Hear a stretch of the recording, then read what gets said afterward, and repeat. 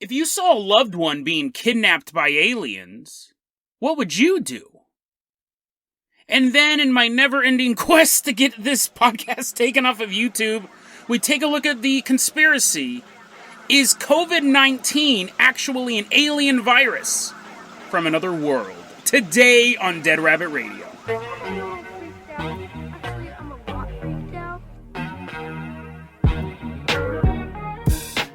Hey everyone, welcome back to another episode of Dead Rabbit Radio. I'm your host, Jason Carpenter. I'm having a great day.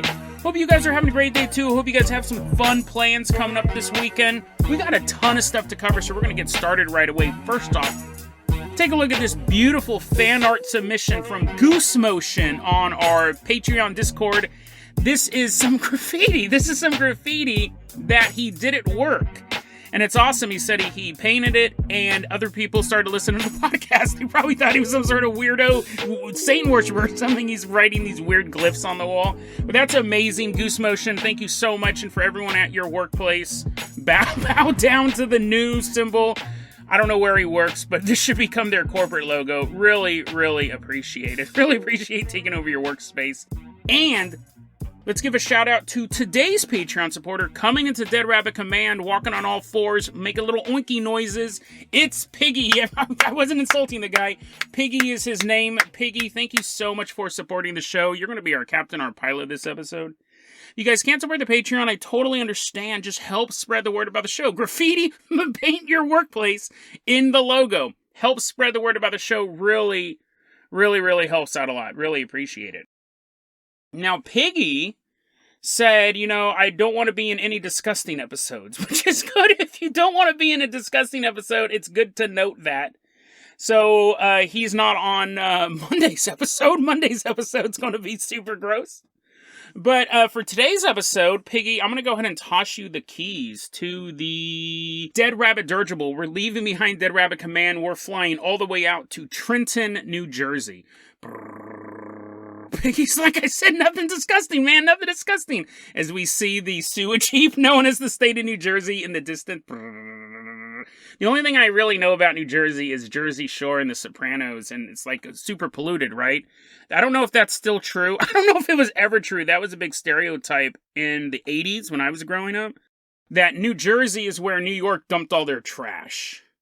So whether or not that's true, whether or not that holds any bearing in truth, I heard it so many times in sitcoms and stand-up routines, I assume the state is just a giant pile of black plastic bags. But we're headed out there. It's July. I lost every listener in New Jersey.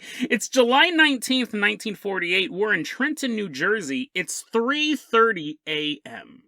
Very, very early in the morning. This little boy wakes up in his bed. We're going to call him Sam. Sam wakes up. Sam wakes up in the middle of the night. We don't know how old he is. Maybe he's like 10, 11 years old. He wakes up in the middle of the night, and something must alert him to kind of start skulking through the house, because he ends up coming out and seeing 5 little men walking through his house. Now that was odd. He's like, what? There shouldn't be any little men here. I'm the little man. But not only are they walking through the house, these 5 little dudes are carrying his mom down the stairs. That's a shocker. That's a total shocker. So he goes to interfere. He has this natural, I gotta save my mommy. And so he goes to do that. And then all the bravery goes away when one of the little guys looks at him and says, if you interfere, you will die.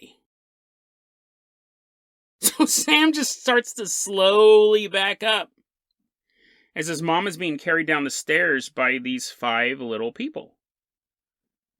And he shuts the bedroom door. I'm assuming they don't give that detail, but I don't think he would leave it open. And he sees a bright light outside his bedroom window, and he runs to the window, and he throws back the drapes and looks. And now he sees his mom walking with the 5 men into a blinding white light. And all 6 of them walk into the light. And then Sam says he doesn't remember falling asleep. He has no recollection of falling asleep. It's like, oh, well, that was exciting. See you later, Mom. I'm going to take a nap. Sam has no recollection of falling asleep, though. The next thing he remembers is, honey, wake up.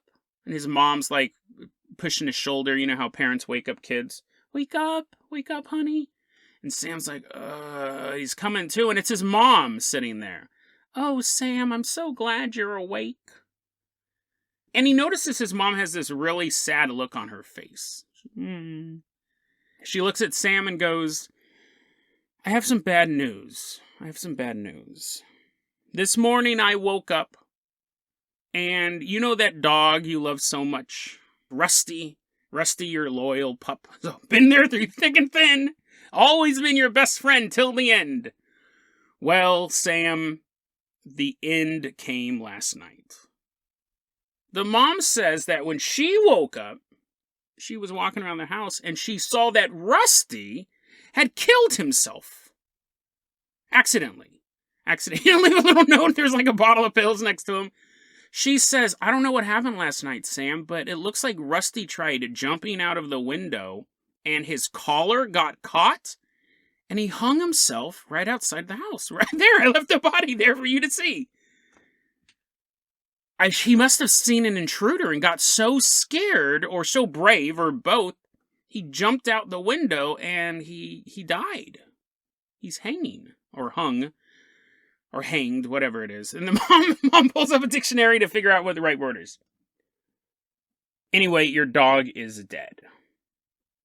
That story came from a set of UFO reports called Mysterious Reality. I got it from Albert Rosales' Humanoid report. A great resource for this type of things. Fascinating story. You could write off the first part as a dream, right? He was dreaming that he saw his mom.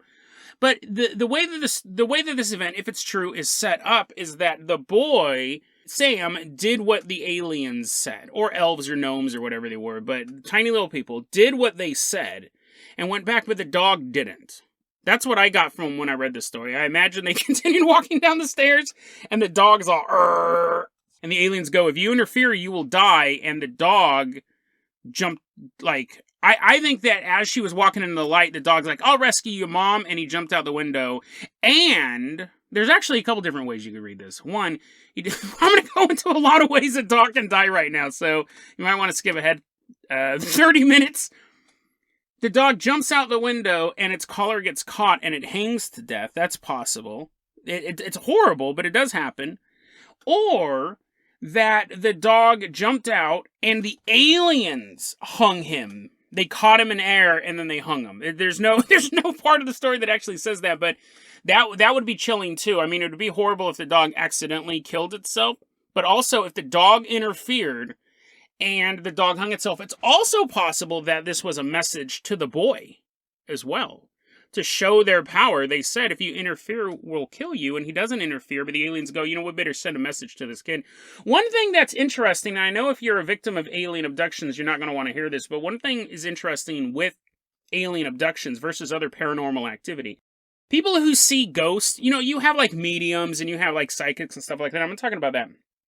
I've seen ghosts, and there are often long periods of time, like we're talking decades, where I don't see another ghost. Most people who see ghosts, it seems to be location specific. And you may see a ghost in your childhood and never ever see another ghost. People who have alien encounters, they tend to have multiple alien encounters over the years. Whether or not they remember them is another thing, but it's when people talk about getting abducted by aliens, like they're walking through an alley, they get abducted by aliens, that is not always the end for that. It's like you're marked. So it's possible that this might not have been the first time these aliens came to the house. It probably wasn't the last. This was the one time that Sam woke up to see it. And since he saw it, and since he was going to remember that, maybe the aliens wanted to send a clear message. We're being serious. If you do see us again, do not interfere. We killed your dog last time. Next time we'll kill you. And they give him a little box with a dog collar with a little Sam name on it. Terrifying story. And there is a real difference between ghost hunters and even UFO hunters. They'll look up at the lights and be like, oh, look, what's up in the sky? And alien abductees. Alien abductees, I think, falls more in the realm of people who are, like, possessed by demons. It's far more serious than me breaking into a haunted house, me being a ghost hunter, seeing ghosts, interacting with ghosts. Once you start getting abducted by aliens, it's a little more serious. Once they're breaking into your house. So yeah, interesting story. We do see aliens kill people from time to time, not even including cattle mutilations. Personally, I believe cattle mutilations are probably humans. I believe they happen, but I think it's the work of humans. For whatever reason, I still don't know, but we do see aliens kill people from time to time. We do still see them kill animals from time to time, and they may be responsible for some of the cattle mutilations, sure. But yeah, just a creepy story. Imagine that. That's be the same thing if you're living in a mafia-controlled area. You're living in New Jersey, and the mob. You see something the mob doesn't want you to see, so they kill a loved one. They kill little Rusty. So creepy, creepy story. The moral of the story is: if you ever see your mom in danger, just let her be. Just close your eyes and pretend she's not there. Nah, just joking. You should have jumped out the window too, bro. You should have tried to rescue your mom, but then I guess you probably would have died. So don't do that. So basically, the moral of the story is do not take advice from a man who hosts a paranormal podcast from within a haunted closet. Piggy, let's go ahead and toss you the keys of the Carpenter Copter. We're leaving behind Trenton, New Jersey. We're going to fly all the way out to, again, I don't know why I'm tempting fate, Wuhan, China.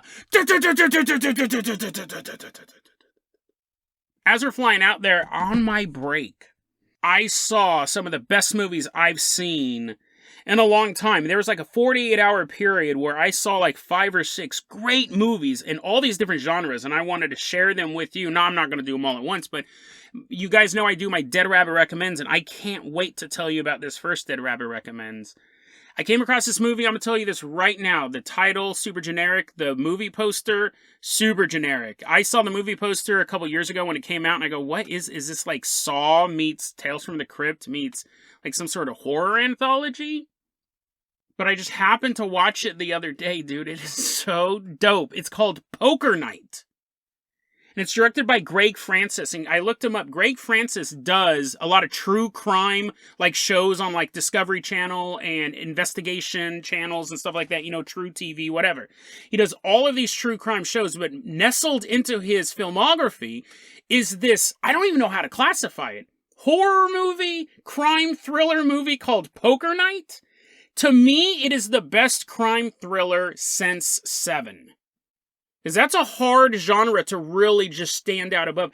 And it's basically 2 plots interwoven perfectly. One of the plots is a bunch of police officers are having poker night, and they're trading their best, most memorable stories with this new rookie on the force. And then the other part of the story is that rookie is being held captive by a serial killer in a basement. And it's so, and knowing he does a lot of true crime stuff actually makes me wonder how many of those police stories are true. But it is so masterfully done. It does have the limitations of the budget, you see that, but it has a killer cast, no pun intended. You have Ron Perlman in it. You have the dude, the Chicken Man from Breaking Bad. He was in the new Far Cry game as well. He's in it so good. It's so good. And it's one of those movies that I don't really even want to give you any more of the plot because it's twist after twist after twist, and they earn each of the twists. Like, you're watching it and you're like, wait, huh, what? Oh, okay, we're going in this direction. And then you're watching it for another 20 minutes and something else happens. You're like, wait, huh, what? Oh, dude, no way! I'm getting goosebumps just talking about it. It's so dope to the point when the movie ended and I was just staring at the ending credits with my mouth open going, like, what in the world? It was such a masterful gem. Completely slept on. Check out Poker Night. I think it's available on Netflix. Where is it available, actually? You can find it on streaming. It's a really well put together crime thriller, horror movie. It's just really, it's great. Dead Rabbit recommends Poker Night.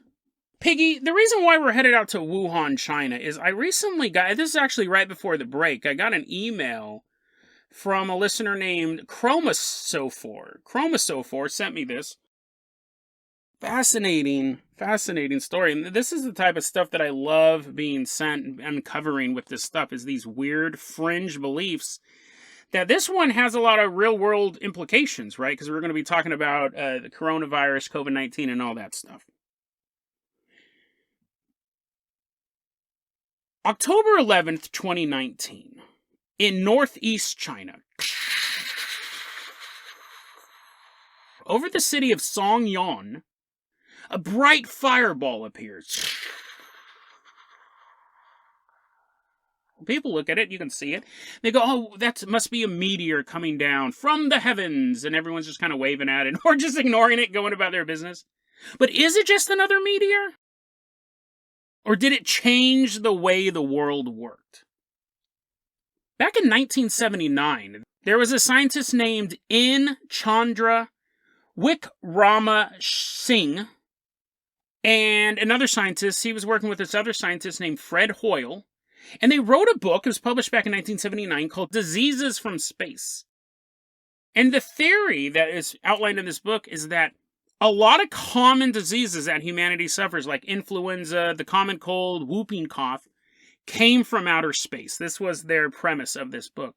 And they studied this for 20 years. And for context here, Fred Hoyle was the guy who coined the term the Big Bang. So these aren't just like people who were doing some research on the internet, which didn't exist back then, and then calling themselves scientists. These were respected people in their related fields. They started looking at it and they go, we think when we look at cosmic dust, there's a chance that within the cosmic dust, there might be the right components for life. And this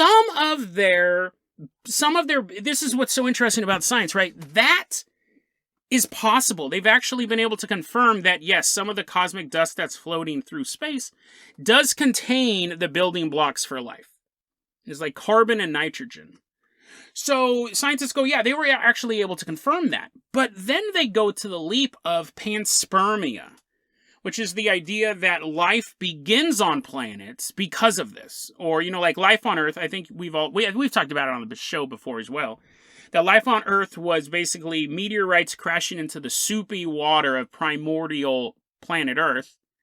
And it had like a bunch of microbes in it. And they popped out and they're like moving around and they're like just like eating each other, I guess. And then one becomes moss. And then the other one's like a fish and he's like eating the moss. And the moss is like, oh man, I should have evolved into something else. And basically that is a completely inaccurate way to explain the evolution of life. But you would have planets that are nothing but, some planets are just dead, but some planets that had the right temperature and the right water and the right soil and everything like that. When these meteorites strike, when the planet passes through these clouds of cosmic dust, all of these building blocks of life are coming down to a lifeless planet, and over billions of years are evolving. Scientists, the mainstream scientific community does not believe in panspermia. It's not considered like a lunatic theory, but it's not generally accepted. So they came out with this book in 1979, and people read it, and the scientific community kind of was like, yeah, we don't think that's what happened, but they continued to push this idea. And over the years, just because the mainstream scientific community doesn't believe it, doesn't mean that all scientists don't believe it. Over the years, they've actually gotten other people to go, well, it's possible. This is where life comes from. It's from outer space. And if that is true, it's possible that diseases we get plagued from also come from outer space.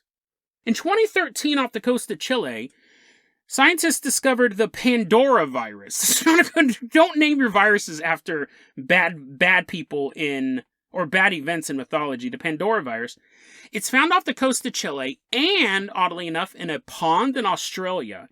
It's the second biggest virus on Earth. And so this was when Hoyle had passed away at this point, but this is when Chandra goes, I think this is proof, again, that some of these, because nothing on Earth has evolved to be this big that we can tell. It's the second biggest virus on Earth. And just for comparison, the influenza A virus has 7 genes to build it up. HIV has 9 genes as part of its building blocks. Pandora virus has 2,500 genes. It can also move on its own. It's the only virus that is self-propelled. Okay? And the reason why the scientific community is not freaking out about it is because it's mostly found in aquatic environments. It infects amoebas, but we don't think it's any harmful to human. You'd have to be swimming off the coast of Chile or be in this Australian pond, this unnamed pond. So they're not really concerned about it affecting humans. However, a couple years ago, there was this woman who was having some eye issues, and in her contact lens was an amoeba, and in that amoeba was the Pandora virus. So this possible alien virus was rubbing up against this girl's eye. But you go, Jason, so it's the second largest virus on Earth. So that means there must have been, even if it did come from outer space, something else must have evolved if it's the second virus. The largest virus on Earth was discovered in 2014. It was frozen. I think we all read about this in the news. It's from Siberia. It had been frozen 100 feet down in the permafrost for 34,000 years. So they're saying, they also look at that one and go, the people who believe in this theory of panspermia, that one was not natural evolution too. That's just too huge, right? The Pandora virus is the second largest. This other one found in Siberia was even bigger, and then you have this massive leap down in scale to like 9 genes and 7 genes and things like that.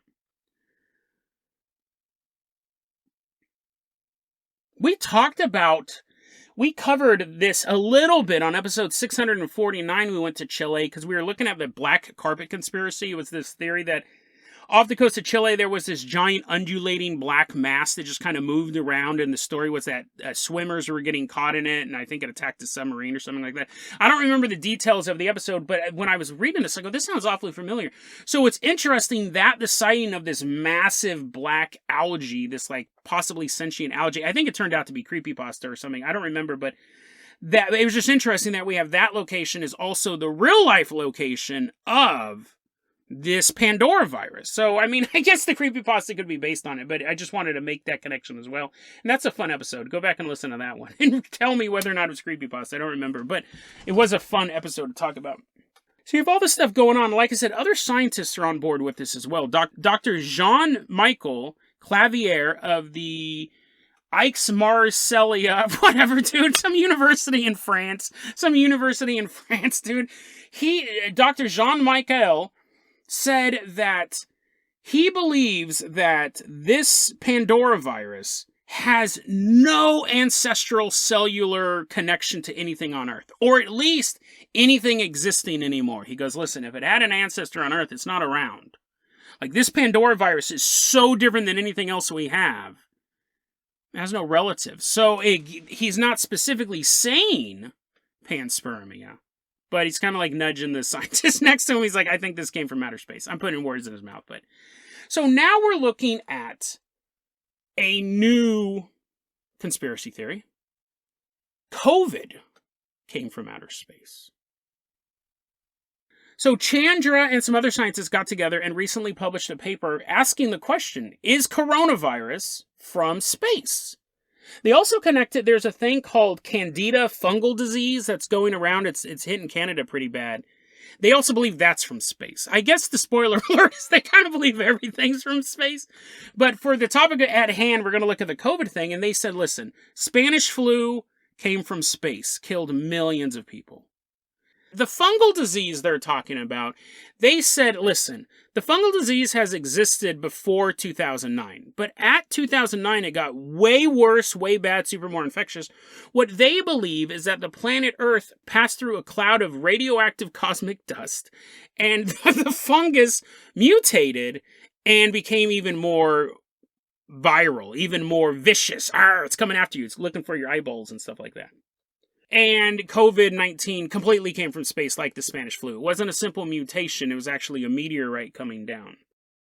So fast forward, we got the Pandora virus, which may have come from space. They were talking about influenza and the common cold coming from space.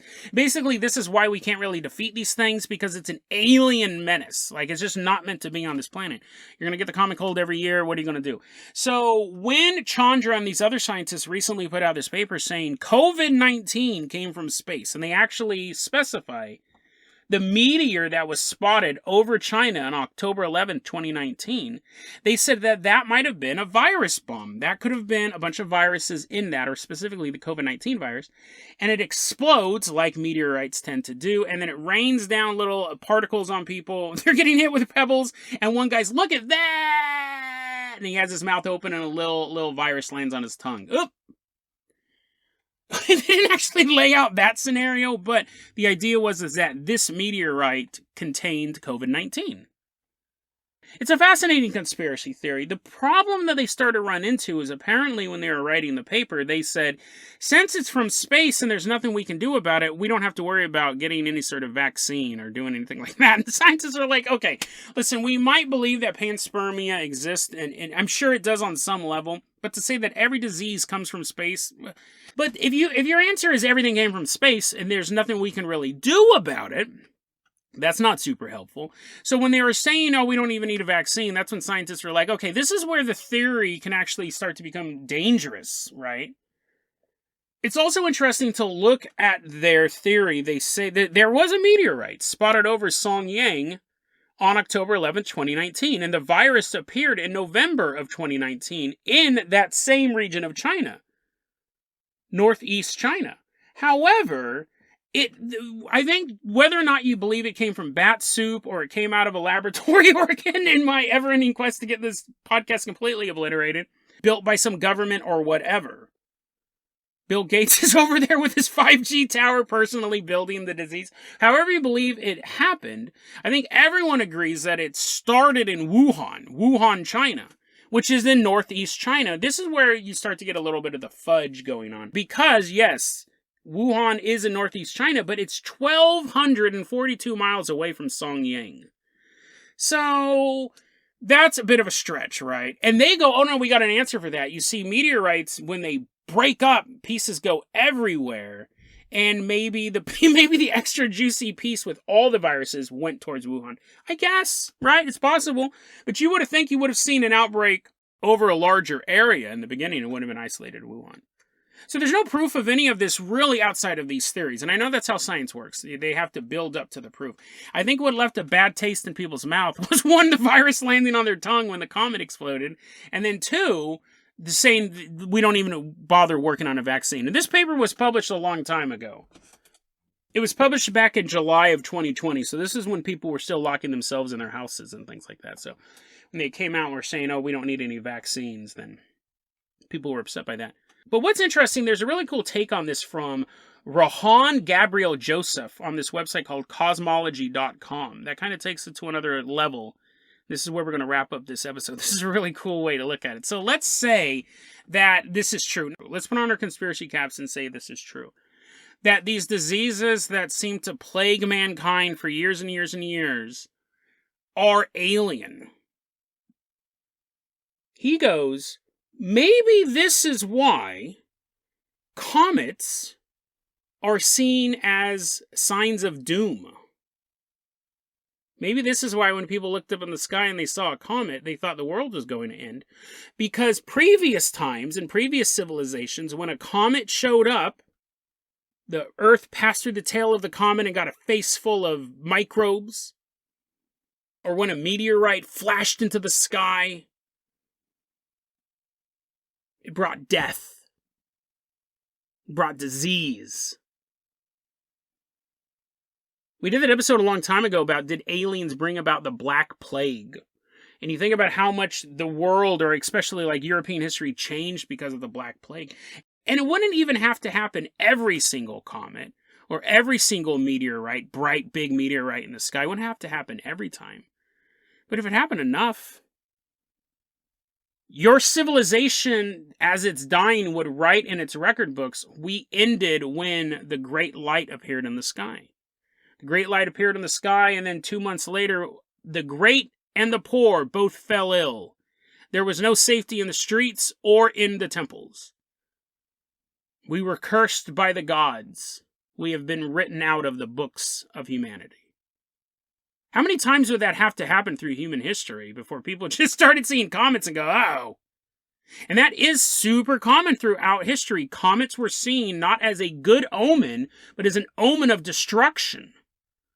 And I keep using the words comet and meteorite kind of interchangeably here. Just a bright light in the sky. Something happening in the sky, or even in the day if it's bright enough that it shouldn't be there. It's not part of the normal order.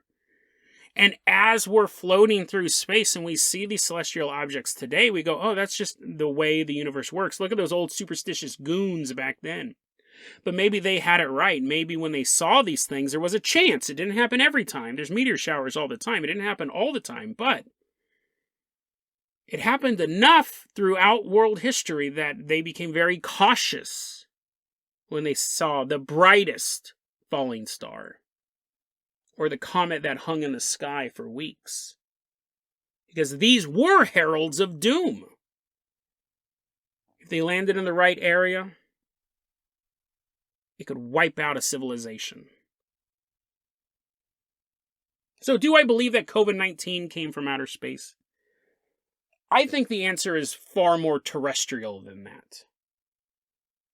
COVID-19 aside, probably not, but when we look through the scope of human history and the diseases that have plagued us through human history, mysterious diseases that have popped up, I think we know the origins of COVID-19, but previous discoveries, previous diseases that are unexplainable, Pandora viruses that are sitting off the coast of Chile that they're just too big to exist on this planet, to have evolved naturally.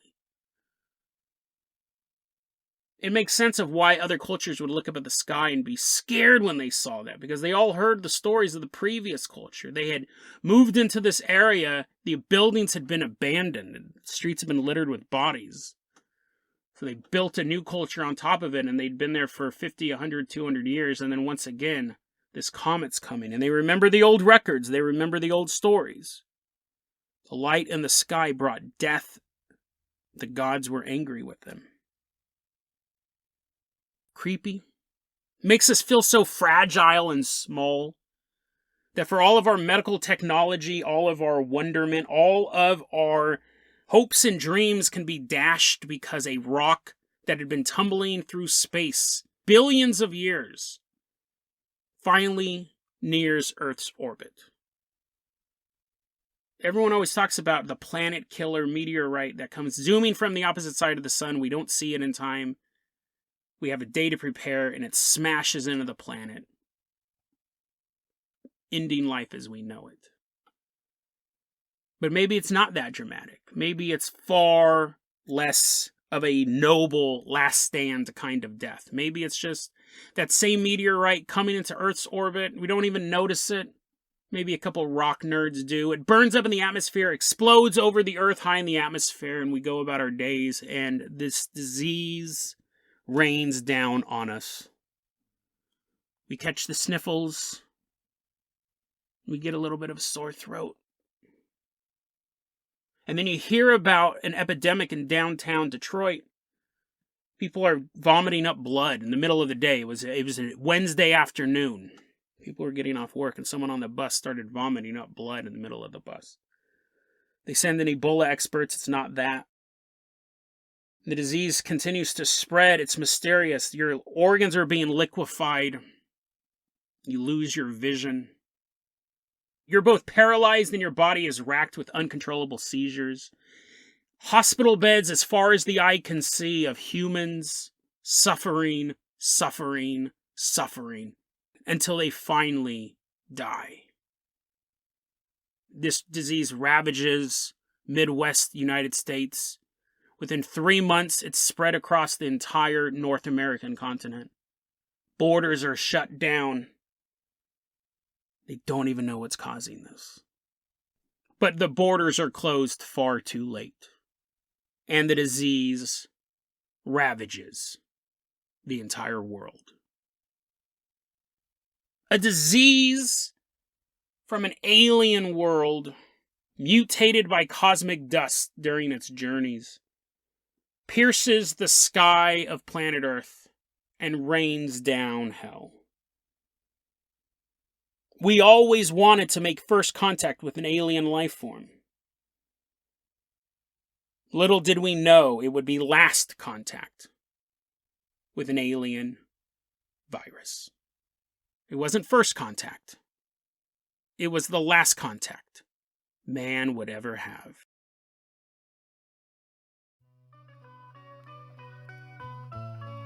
DeadRabbitRadio@gmail.com is going to be our email address. You can also hit us up at Facebook.com/DeadRabbitRadio. TikTok is @DeadRabbitRadio. Dead Rabbit Radio is the daily paranormal conspiracy and true crime podcast. You don't have to listen to it every day, but I'm glad you listened to it today. Have a great weekend, guys.